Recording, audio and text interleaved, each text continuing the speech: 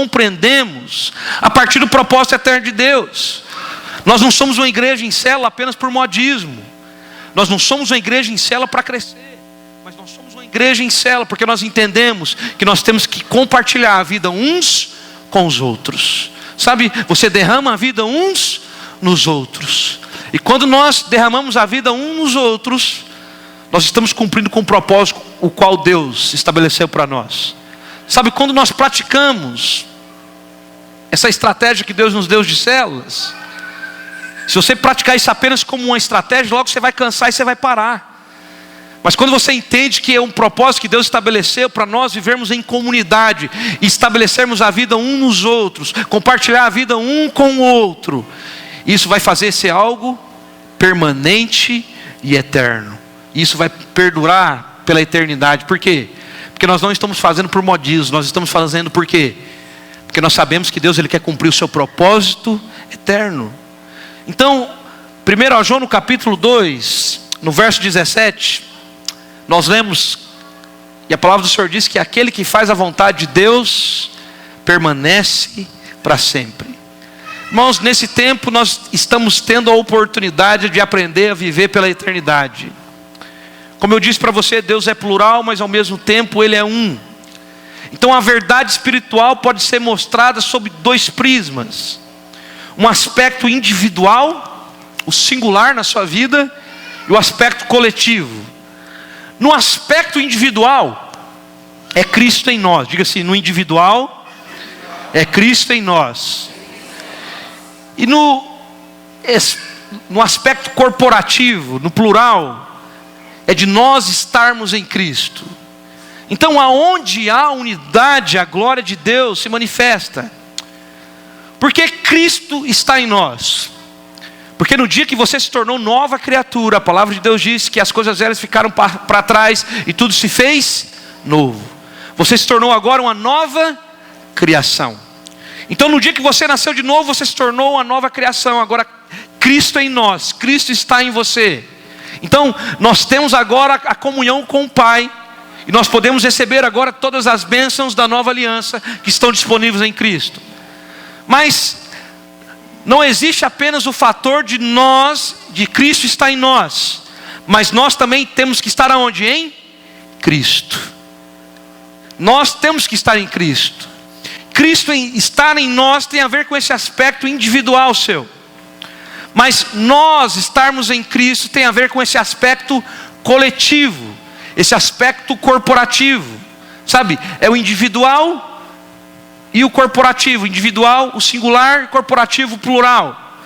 Estar em Cristo significa o quê? Que nós fomos incluídos nele e nós nos tornamos o quê? Membros do seu corpo, nos tornando um com ele. Então ser filho amado de Deus é você ter nascido de novo, amém? Cristo está em você, Cristo em nós é a esperança da glória. Cristo está em você é o aspecto de você ter nascido de novo. Sabe, a verdade de Cristo está em nós, Cristo está em você, Cristo está em mim, é somente a metade da verdade. Porque João no capítulo 15, no verso 5, olha o que a palavra do Senhor diz. João no capítulo 15, no verso 5. Eu sou a videira, vós os ramos. Quem permanece em mim e eu nele, esse dá muito fruto. Porque sem mim nada podeis fazer. Olha o que Jesus fala. O que permanece em mim e eu nele, esse vai dar muito fruto. Então a frutificação abundante depende de se nós praticamos esses dois aspectos.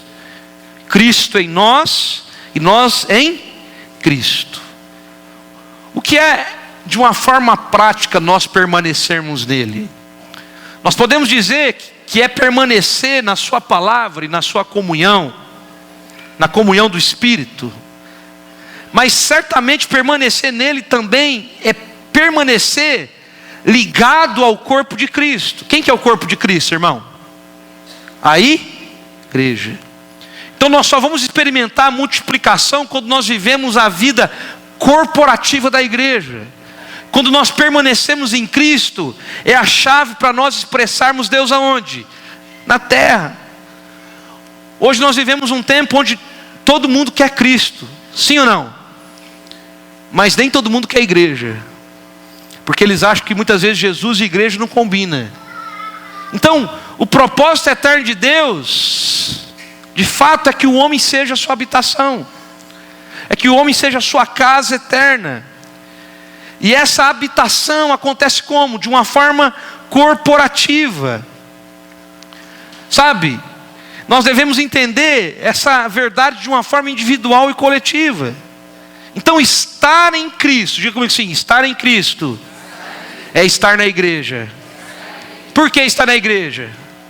Porque a igreja é o corpo, diga assim, a igreja é o corpo de Cristo. Irmãos, não tem como nós estarmos apenas na cabeça. Nós temos que estar no corpo. E o corpo é o quê? Cristo. Do ponto de vista individual, nós somos feitos filhos de Deus. Do ponto de vista individual, você foi salvo pela graça de Deus. Cristo está em você. E a pessoa do Espírito Santo habita dentro de você. Mas em 1 Coríntios, no capítulo 3, no verso 16, olha o que Paulo diz. Não sabeis que sois santuários de Deus e que o Espírito de Deus habita em vós? Então o que eu quero dizer para você? Nós somos individualmente a habitação de Deus. Mas existe uma verdade mais ampla. É de que nós podemos ser essa habitação, mas também nós podemos ser uma casa para Deus. Quem é essa casa para Deus hoje, irmãos? Quem que é? A igreja. Pedro diz que nós somos individualmente pedras vivas da casa de Deus. 1 Pedro 2,5, olha o que a palavra do Senhor diz. 1 Pedro 2,5.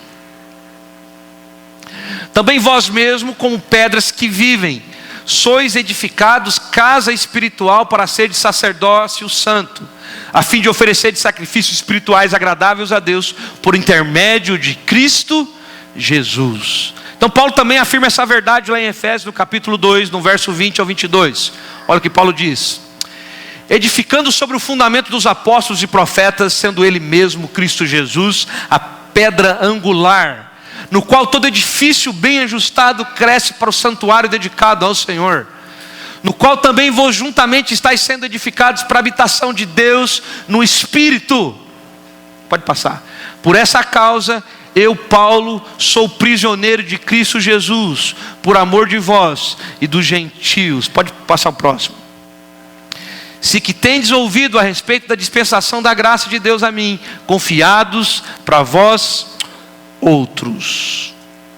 Então, de uma forma prática, nós só permanecemos em Cristo quando nós somos uma pedra que está inserida no edifício de Deus.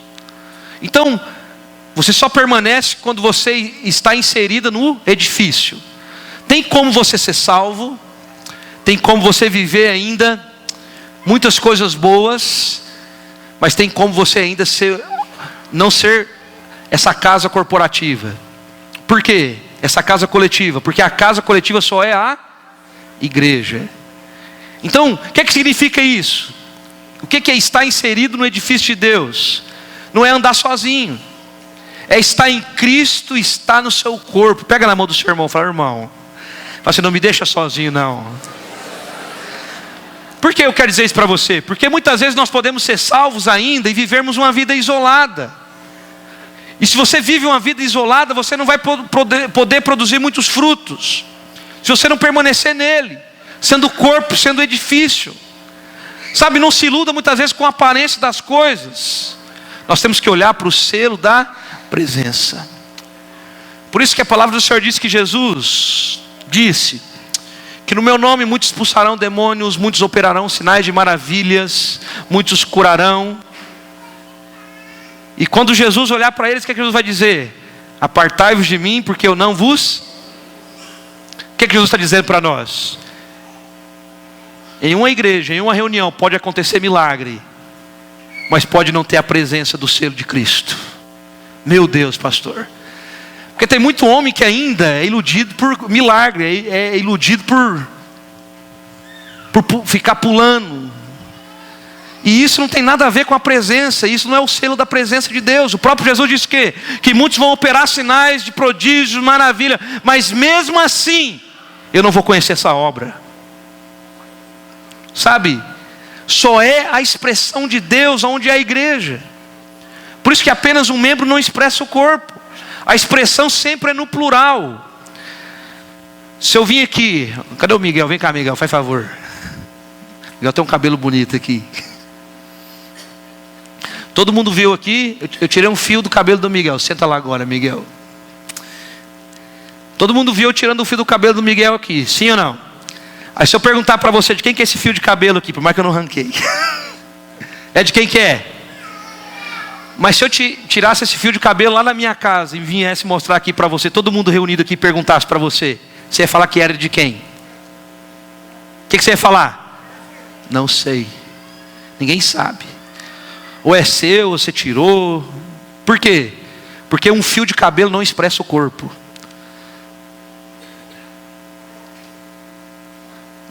Um fio de cabelo tem a finalidade de expressar quem? A cabeça, que é Cristo Jesus. Por isso, se mesmo assim você pegar um dedo e o dedo estiver fora do corpo, eu trazer o dedo para mostrar para você, você não vai saber de quem é esse dedo. Por quê?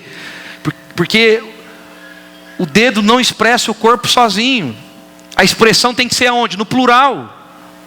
Então o fio de cabelo não tem o poder de expressar o corpo. Então a função de cada membro é expressar quem? A cabeça, que é Cristo Jesus, irmãos. Isso que tem que acontecer no nosso meio. Por isso que nós somos uma igreja em célula, porque nós tentamos encaixar cada membro com a sua peculiaridade, aonde cada um pode ser encaixado e edificado. Então nós somos edificados quando nós estamos ligados. Sabe, você é edificado quando você está ligado com o seu irmão, quando nós somos vinculados uns aos outros com a argamassa do Espírito Santo, irmão. Você não está entendendo? No dia que nós nascemos de novo, nós somos um com Cristo, mas também nós somos um com a igreja. Porque por isso que quando alguém fala mal do seu irmão, está falando mal de você, porque você é um com ele. Por isso você não pode permitir as pessoas falar dos seus irmãos. Por quê? Porque você é um com ele. Sabe? Então a função do corpo é expressar a cabeça. Então no vínculo do amor nós temos que expressar essa intenção de Deus. Então a intenção de Deus é formar um corpo que será o quê? A completa expressão de Cristo na terra. E isso é chamado do quê? Da plenitude de Cristo. Vamos ler lá 1 Efésios 1, o verso 22 e 23, olha o que a palavra do Senhor diz. E pôs todas as coisas debaixo dos pés, e para ser o cabeça sobre todas as coisas, o deu à igreja, a qual é o seu corpo, a plenitude daquele que tudo enche em todas as coisas. Cristo é a plenitude de Deus, mas a igreja é a plenitude de Cristo. Diga comigo assim: a igreja é a plenitude de Cristo.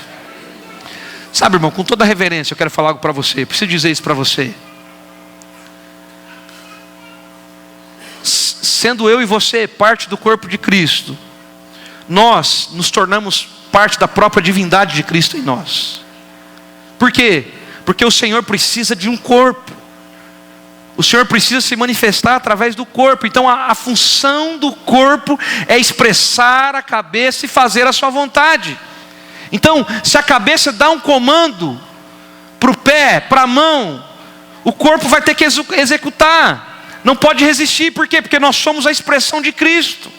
Então a função da igreja como corpo é expressar a Cristo. Sabe, nós estamos aqui como igreja para expressar Cristo. Você que é líder, você lá na sua célula, a função da sua célula é o quê? Expressar a Cristo. Nós somos o corpo de Cristo, então nós temos que expressar a Cristo. Por isso cada membro tem que funcionar. Isso só pode acontecer se você de fato está sujeito a quem? A cabeça. Pastor, mas quem que é Cristo? Cristo é somente a cabeça, irmão? Não, Ele é o corpo inteiro. Cristo é a união da igreja com Ele, como cabeça.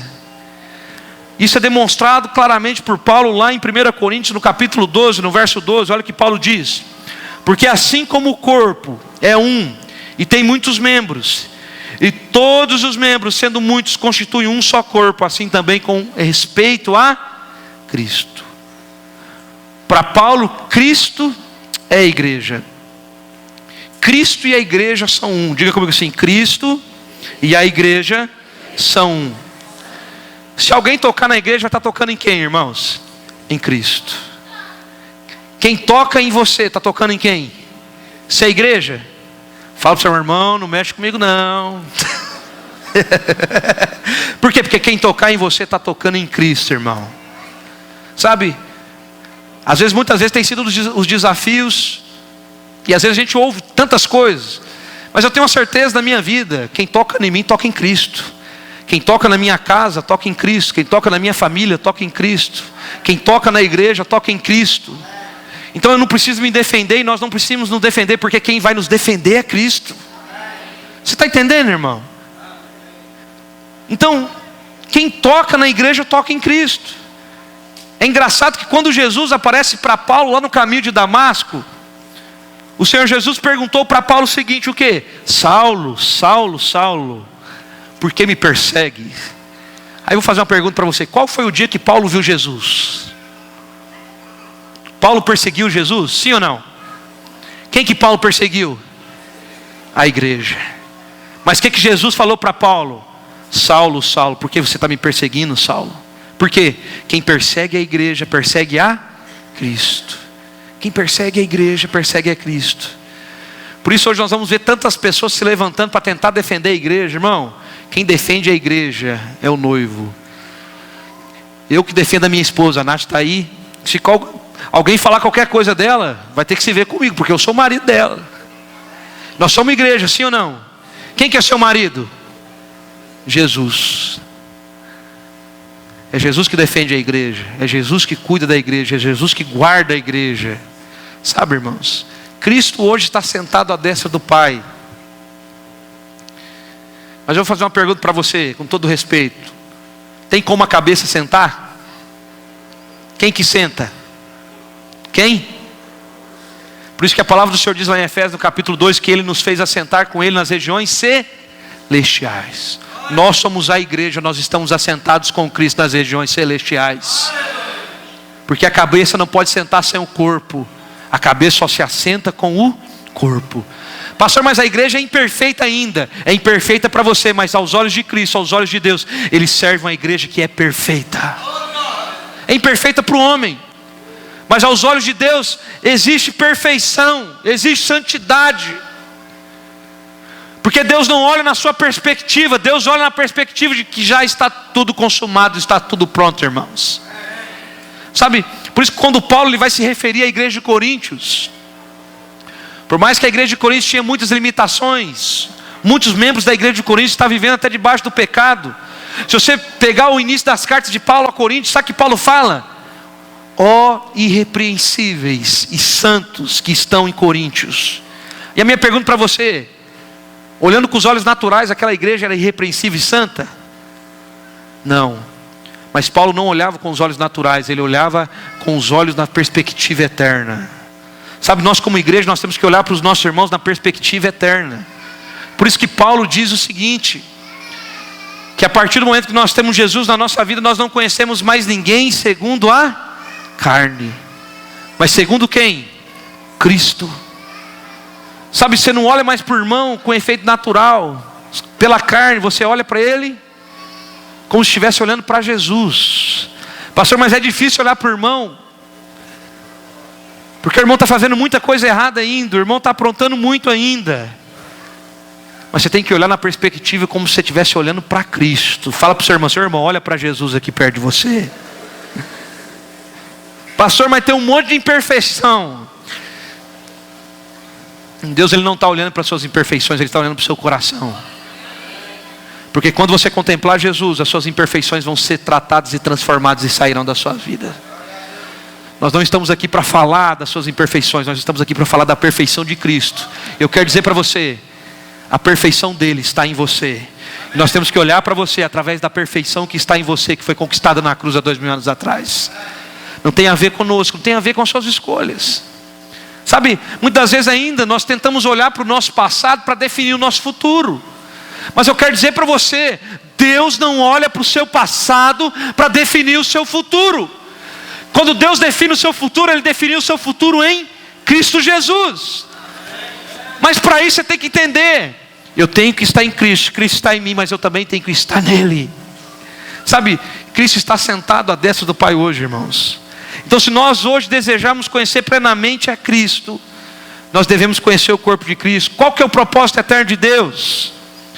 O propósito eterno de Deus é ter uma família. Fala comigo assim, o propósito eterno de Deus é ter uma família. Por quê? Porque um único membro não pode expressar todo o corpo.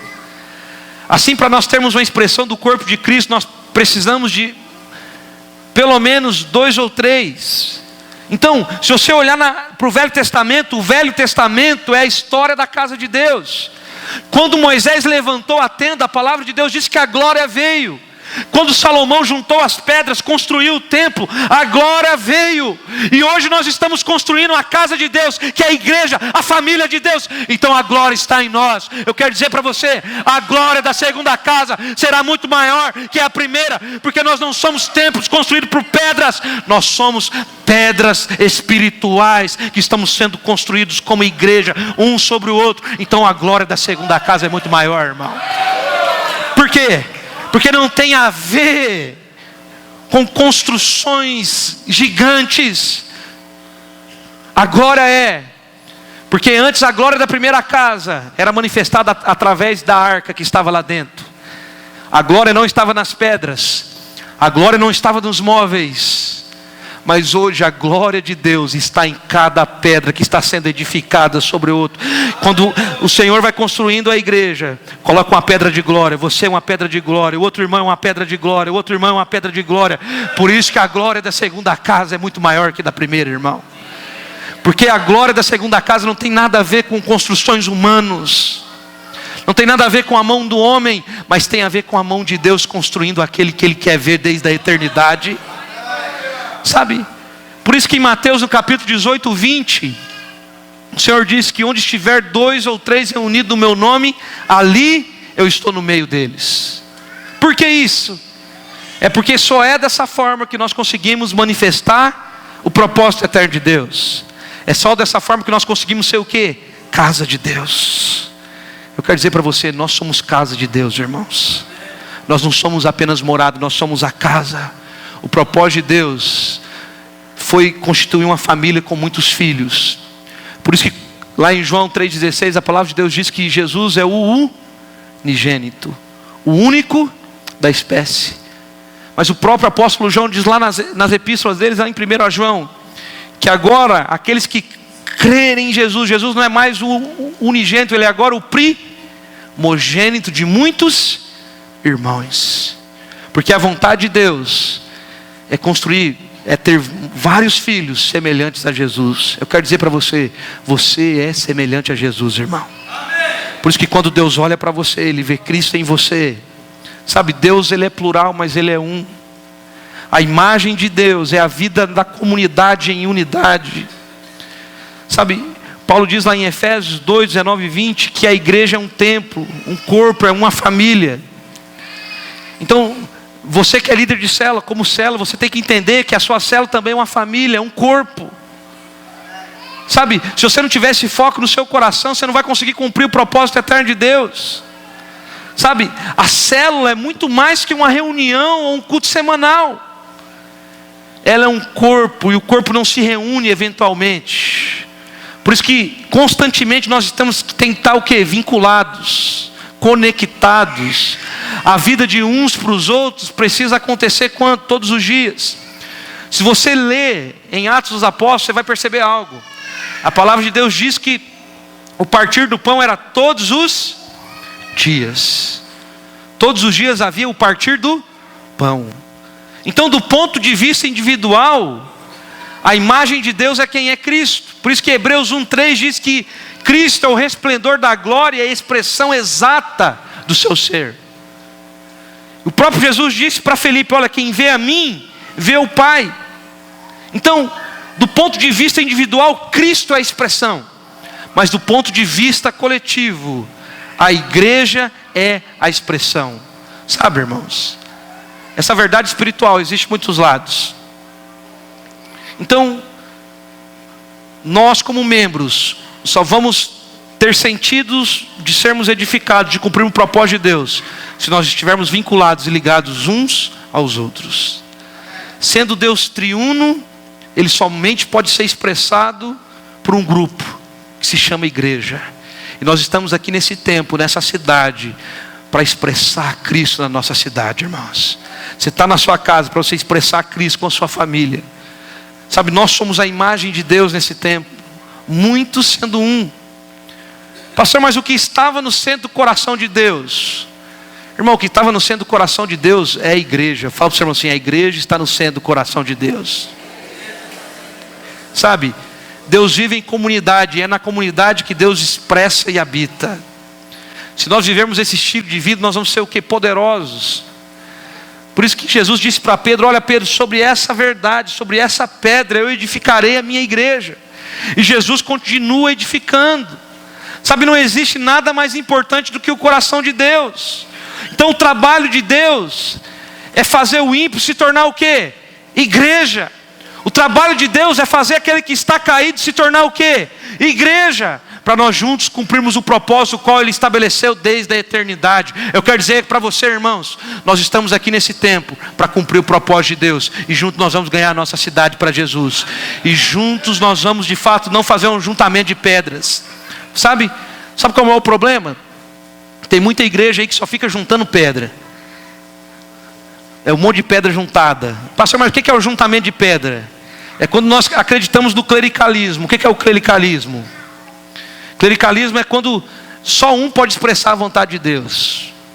Por isso que nós decidimos ser uma igreja em célula, porque não é só o pastor que tem que expressar a vontade de Deus, é todos os membros que têm que expressar a vontade de Deus.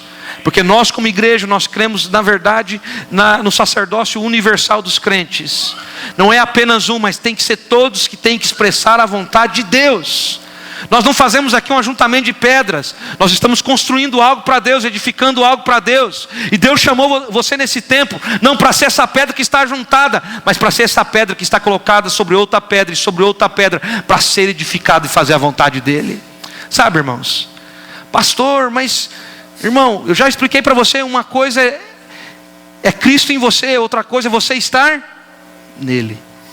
Cristo em você, e se você não está nele, você é apenas um ajuntamento de pedra. Mas Cristo em você, e você em Cristo, você deixou de ser um ajuntamento de pedra, está sendo colocado sobre outra pedra para construir um edifício, uma casa para Deus. Por isso que eu creio nessa verdade.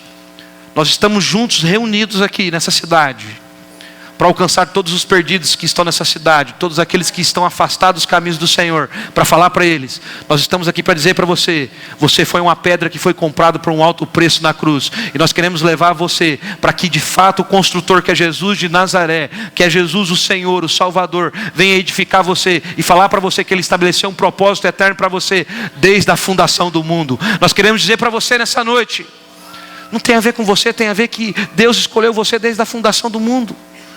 Eu quero dizer para você nessa noite, irmão, você é escolhido por Deus, não apenas para ser filho, mas para ser família. Nós somos uma família de muitos filhos, isso é ser igreja. Essa é ser a expressão de Cristo nessa terra. Deus chamou você para expressar o corpo dEle, para expressar a vontade dEle. Fala para o seu irmão assim: irmão, para de juntar pedra. Assim, deixa Deus passar o cimento em você. Assim, porque você é casa, você é edifício. Hoje você pode dar muita desculpa para Deus, irmãos. Ah, pastor, eu não faço, eu não lidero as crianças por causa disso, porque eu não gosto, porque é aquilo. Hoje você pode dar desculpa para o seu pastor, hoje você pode dar desculpa para o líder. Mas eu quero ver se lá na eternidade você vai dar desculpa para Deus. Porque Deus vai falar para você: eu sempre estive em você em Cristo. Eu sempre quis cumprir o meu propósito, mas você sempre deu desculpa. Sabe, parou o tempo de você dar desculpa para Deus, irmão. Chegou o tempo de você entender que você foi chamado para ser filho, para trazer outros filhos para a casa do seu pai. Você tem que deixar de ser um filho egoísta. Você se tornou filho para de fato mostrar, né? Hoje nós cantamos uma música que o pai me adotou, não é? Sim ou não? Bonita música, não é? Você era órfão? Seja sincero, você era órfão? Você não era órfão, irmão. Você nunca foi órfão, eu nunca fui órfão. Nada contra a música, nós podemos continuar a música. Por que você nunca foi órfão? Você só trocou de pai. Porque antes você era filho de quem? Seja sincero. Quem está no mundo é filho de Deus, é filho de quem? De quem? Do diabo. É bonito quando você canta que você era órfão, mas na verdade você era filho do diabo, filho. E o dia que você nasceu de novo, você se tornou quem? Filho de Deus. Claro que nós somos órfãos nessa expectativa que o diabo que roubou essa paternidade não tem nada a ver conosco. Mas eu quero dizer para você, por isso que você é filho de Deus, e você tem que resgatar aqueles que são filhos de quem? Do diabo. Aí você só vai pensando que ele é órfão, ele é filho de alguém. E se ele não é filho de Deus, ele é filho de quem? Do diabo. O diabo vai continuar enganando. Sabe, então nós nos levantamos nesse tempo para proclamar as boas novas, para falar para ele: olha, você não merecia, eu não merecia, mas tem um pai que deu a vida do nosso irmão lá na cruz, e está dizendo para você: eu perdoo você, eu aceito você, eu não olho para o seu passado. Eu quero dizer para você, se você receber esse perdão, você vai ser perdoado, e seu pai agora vai ser outro. Graças a Deus que hoje nós somos filhos de Deus, amém, irmãos? Você é filho de Deus. Você é filho de Deus.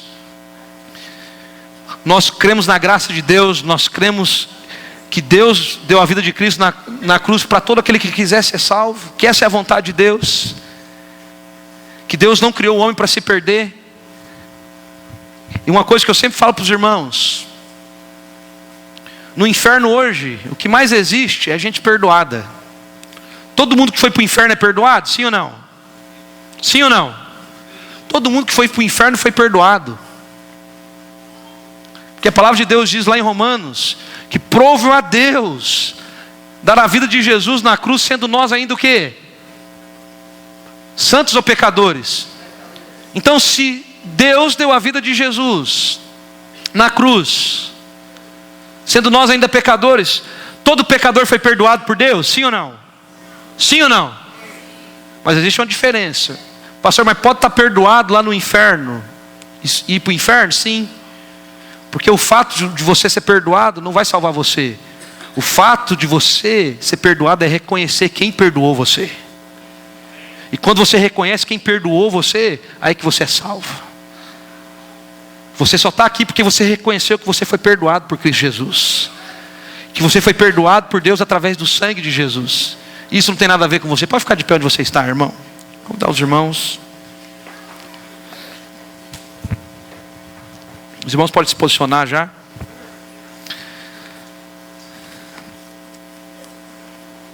Fala para o seu irmão assim: Deus chamou você para ser habitação, irmão, mas para ser casa.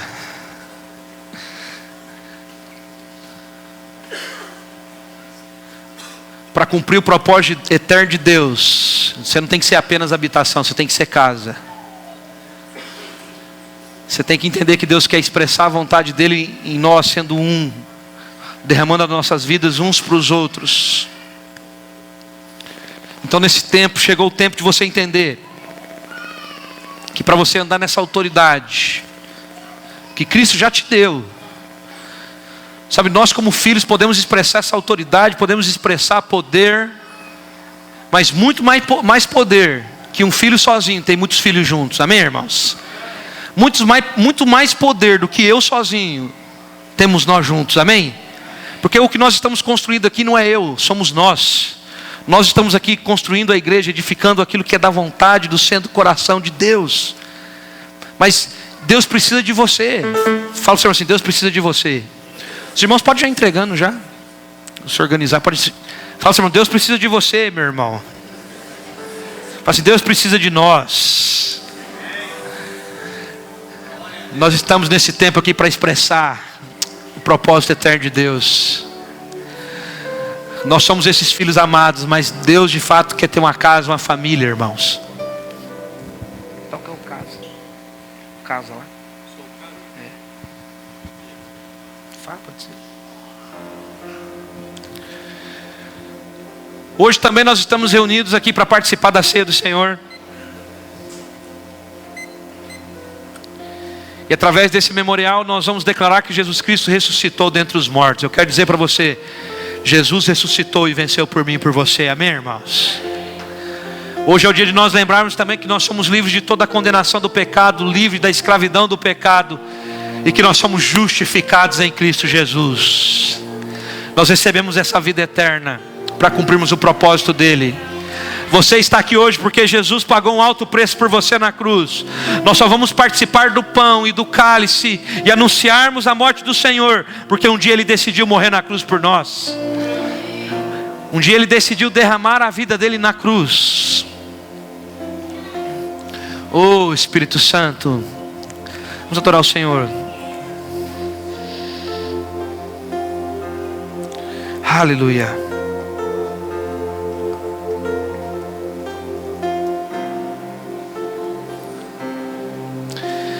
Oh, Espírito Santo, nessa noite, Senhor.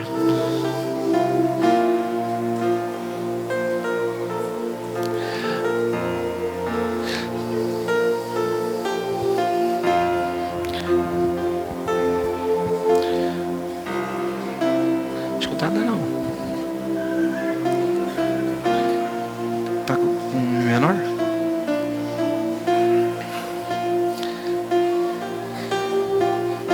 Aleluia.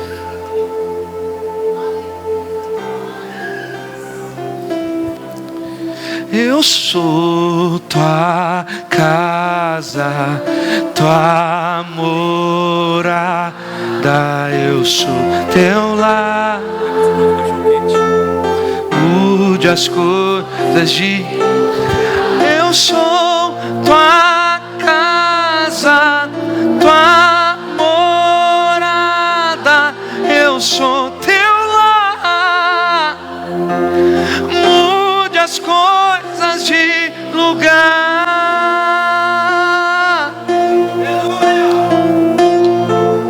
Tens liberdade aqui.